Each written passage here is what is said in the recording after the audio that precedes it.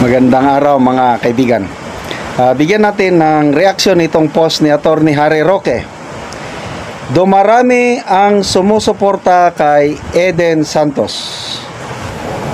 Ito, isinare ni Attorney Roque ang post ng The City Post.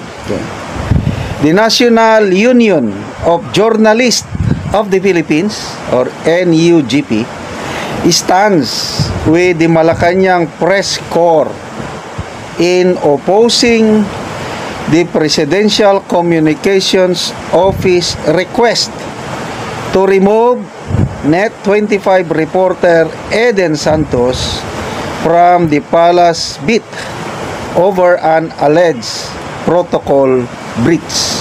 Okay. So, ang Malacanang Press Corps nagpahayag na ng kanilang official statement kahapon na i-vlog ko na. Ito ngayon ang official statement ng National Union of Journalists of the Philippines. So, dalawang grupo na ito ng mga journalist na kumukontra sa I don't know kung anong tawag na move yun. Panic move. Kasi nabubuking sila palagi sa mga hard questions ni Eden Santos eh. Okay, basahin ko lang ha.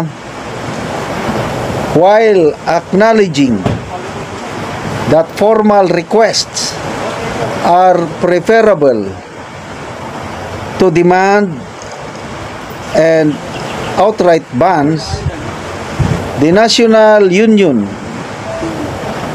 of Journalists of the Philippines backs the Malacanang Press Corps on the Presidential Communications Office bid to replace reporters it has cited for breaking protocol and attempting to have an ambush interview with the President. This incident is an opportunity for the palace to look into why reporters would have to resort to ambush interviews in the first place. It may be that they need more information than is given at briefings or in advisories, or that access to the President is often limited to manage press events and sit-down interviews with select journalists. In any case, it would be more productive for the PCO to arrange regular press briefings or conversations with the President instead of trying to replace reporters whose questions and actions it may disagree with. Pinapakita dito na baka may kulang kayo. Kasi nga, kung kulang yung informasyon, talagang reporter, maghanap ng paraan. Na naging spokesman ako ng matagal sa Mindanao. Kapitan pa ang aking ranggo hanggang naging full colonel ako. Spokesman pa rin ako sa different levels of command. Talagang ganyan ang mga reporter. Trabaho nila yan eh. Maghanap ng information. Kailangan kumplituhin mo ang information mo. Na nakaranas ako kahit sa quarters ko na, no? Wala na sa opisina. Tinatawagan pa ako ng mga media. Pinapaunlakan ko naman. Sabi ko, pwede ba dito sa bahay na lang? Kasi oras na ng gabi. Sige sir, importante lang may pahayag ka tungkol. Kasi may mga issues na importante na dapat ang media, meron din silang ilabas na informasyon. Nakita ko, pwede, punta sa quarters ko, gabi na eh. Matutulog na sana ko. Kailangan ko mag-uniforme. Sabi ko, pwede pa pantaas na lang ang isuot ko sa uniforme, huwag na sa pambaba. Hindi na ako mag-complete uniform. Huwag niyo akong kunan, naka-short pala ako, naka-chinilas. Yes sir, pwede. Ganon. Yung experience ko sa mga reporters. So, ayan, naiintindihan ko si Miss, yan, yung talagang lalapit. Kailang doon sa video footage, may napanood akong video footage. Wala namang lumapit na mga reporters. It was the president na lumapit sa mga reporters. Yun ang post ng ABS-CBN eh. Footage, however, showed that it was the president who lumapit sa mga reporters. So, ano yung sinasabi nila na Eden Santos breached protocol? Kaya, ang duda, pamamaraan lang nila ito para mawala si Eden Santos sa Palace Beat na palaging nagtatanong ng mga questions na mapapahiya na lang ang Palace Press Briefer dahil wala siyang may sagot. Kaya sige, papadala namin sa inyong address. Mapapahiya sila. Oh,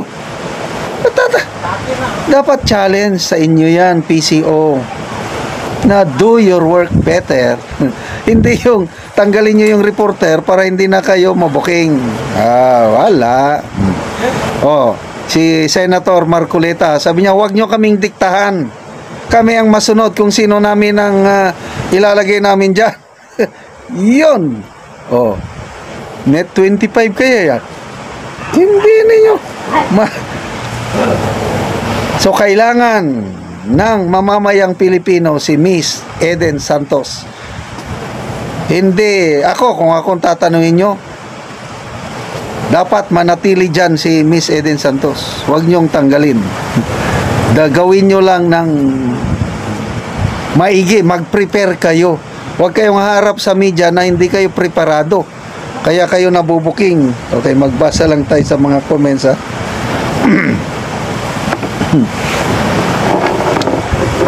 Giovanni Indino, lupit talaga ng Malacanang.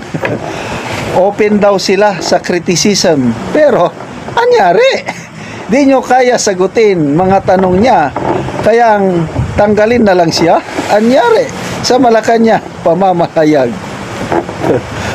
Malu Istera, mabuhay ka Ma'am Eden Santos. Ching Tiong, yan ang tama, yan ang tunay na journalist. May paninindigan, walang kinikilingan. Basta sa totoo lang, bless you, Eden Santos. Yun. Kit Al Jared, palpak moves na naman si Auntie Claire. Halatang utak diktadorya. Gusto nila hawak lahat ng tao at pag-iisip ng taong bayan. Okay, so salamat National Union of Journalists in the Philippines, salamat sa Malacanang Press Corps, kasama nyo ang taong bayan, pagtulungan natin na manatili si Eden Santos sa Palace Beat. Okay, mga kaibigan, salamat sa inyong pagsubaybay sa ating channel. Nakakatulong kayo na maigi sa tribong Talandig ng Bukidnon dahil ang sweldo po natin sa channel nito, pantulong natin sa tribo. Namimigay tayo ng mga libreng yero at pako para makapagpatayo itong tribo ng mas maayos na tahanan. Magandang araw mga kaibigan. Bigyan natin ngayon ng reaction opinion itong post ni Brigadier General Orlando De Leon. Sabi niya, Attorney Claire Castro, ito ang result ng Google ko sa locations ng Balay Silangan Reformation Centers. Hindi ko mahagilap kung nasaan yung pinagmamalaki ni BBM through you na 607 Balay Silangan Reformation Centers. Please furnish us the addresses pronto. Baka 5,500 na flood control projects na naman yan. Mahiya naman kayo sa taong bayan. Ito, ipinos ni General De Leon. Medyo malabo, hindi nyo makita. Paano ba ito?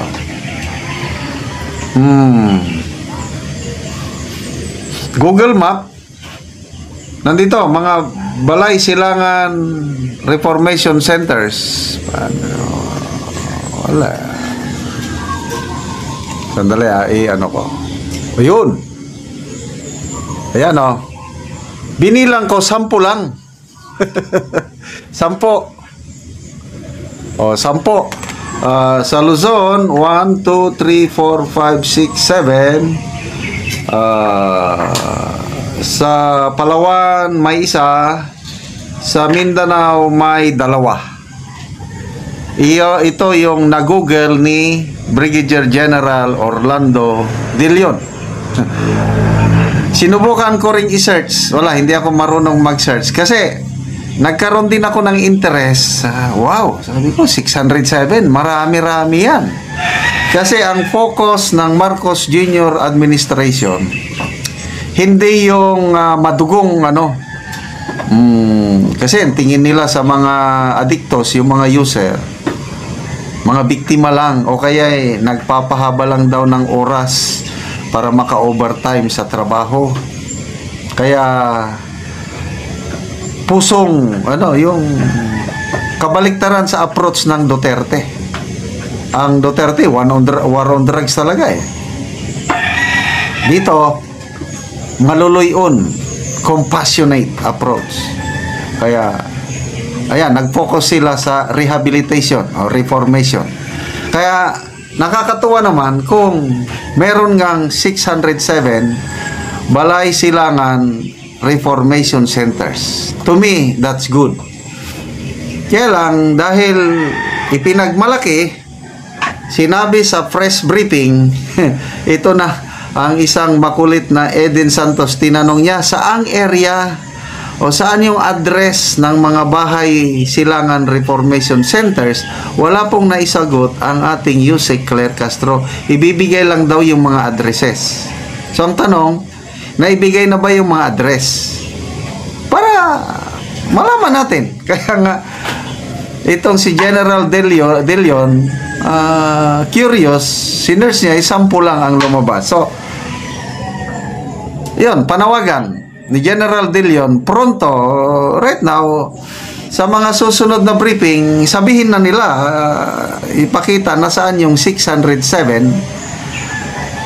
Kung wala silang may pakita, baka katulad lang sa 5,500 control projects na ipinagmalaki sa SONA, na after 2 days na bolilyaso, nagkabaha sa Metro Manila.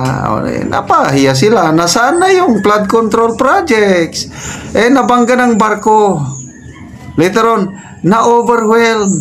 Nandyan yan. So, ano ito? Pang SONA? May nabasa akong post. Kaninong post yun? Nakalimutan ko na. What do we expect from the SONA of the President? I don't know. Mga figures, mga ganyan, accomplishments. Kaya lang ako, wala na akong ganang makinig sa SONA ng Pangulo. Kasi nga, SONA, speech only, no action. After 3 years, meron na bang positive, meron na bang kaginhawaan na naramdaman ninyo? Lalo na yung mga nasa laylayan. I'm sorry to say, yun, tayo, itong channel natin ito, tumutulong tayo sa Talaan Big Tribe sa Bukidnon. 3 years in the making. Meron lang isa na, ito, lately lang, tulong, abono. Kasi nung nagka-El Nino last year, ka-El Nino, no? So, lumakad ang Department of Agriculture, Sinorbay. Ngayon lang may dumating na abono sa mga nabiktima ng El Nino sa Talaan Big Tribe. Kaya ang problema, isang sakong abono lang ang ibibigay sa bawat farmer na identify na affected sa El Nino. Kaya lang, mula sa tribal village nila sa Bulubundukin, sila pa ang gagastos pupunta sa bayan para kunin nila yung isang sakong abono. Gagastos pa sila ng malaki. Kaya inadvisean ko itong mga tinutulungan natin, kung ako ang inyong tatanong, pabayaan nyo na lang yung abono, gagastos pa kayo. Ito na lang, kami na lang, itong ating YouTube channel, bibigyan na lang kami namin kayo ng abono. Forget. Ganon ang pagtulong ng gobyernong ito. Isang sakong abono lang.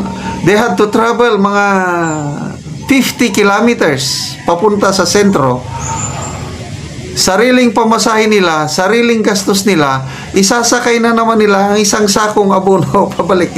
Ganyan po ang style ng gobyerno. Ayun. SONA, bayan babangon muli. Nakabangon na ba? Siguro may bumangon. Yung mga mayayaman, yung mayaman. Ang mahirap, lalong naghihirap. Ekonomiya, mabilis daw ang paglakas ng ekonomiya ng Pilipinas. Second fastest growing economy in Asia. So be it. Ang tanong, nararamdaman ba ito, itong paglago ng ekonomiya, nararamdaman ba ng nasa laylayan? Baka naman ang nag-improve lang ang ekonomiya, yung mga mayaman, paano yung nasa laylayan? Yun ang tanong. Yan. Kasi i-highlight sa SONA yung accomplishment ng administrasyong ito. Pustahan tayo. Most likely, analysis ko lang, opinion ko lang ito, babanggitin yan. 607 Bahay Silangan Reformation Center. Sample lang ang na-search ni General De Leon. Sana malaman na natin saan yung mga address para mapasyalan natin, makita. Kasi kung totoong meron, maganda para ma-reform ang mga kapatid natin na nalulong sa droga. Okay, salamat mga kaibigan sa inyong pagsubaybay sa ating channel. Nakakatulong kayo ng malaki sa Tribong Talandig ng Bukidnon. Namimigay tayo ngayon ng livelihood assistance. Nagpapatanim ng sayote, saging lakatan at Arabica coffee. Ang kasabihan, kung may itinanim, may aanihin. Panoorin nyo ang video na ito. Ug karon ni ako saging lakatan ni Manny King. So karon nagabuno siya atong tanaw at bisitahon. So nagabuno ka dia manoy. Nagabuno ko. So, unsa man na imong giabuno dia? Tulo na ni klase. Rambol na ni. Rambol. O unsa na nga abuno? Munyom og kwan. Kumpit og kwan. Lupos. Nupos. So karon luag gyud ni ang sagingan ni Manny King. So nindot kayo, mga dagko na yung saging. Luag yun ang saging niya, mga tambok kayo, sinaw kayo mga daon. So gawas nga tambok, kinlo pagid siya ang iyang saging lakatan. Sige, atong pamutanon si Manny King og pila naman ni kapunuan manoy imong saging? 120 ang nabuhi gyud. 120. So dagan-dagang gyud. So matambok kayo. No. So unsa man imong masulti nga padayon ang nagasuporta ni? Nagpasalamat pud ko sa nagsuporta sa abono. Ingon man sa nagatan-aw sa Witsob nga naay nakasuporta nga abono sa akong sagingan. Kay busa nagatambok yun. Walay niwang. Nagpasalamat pud ko. Yara mura na. Sige, salamat pod. So libuan unya. Kangit. Sabi ka nga tambok nga saging. Ang saging lakatan Manny King. So salamat kayo sa naga tanaw ni ini nga video.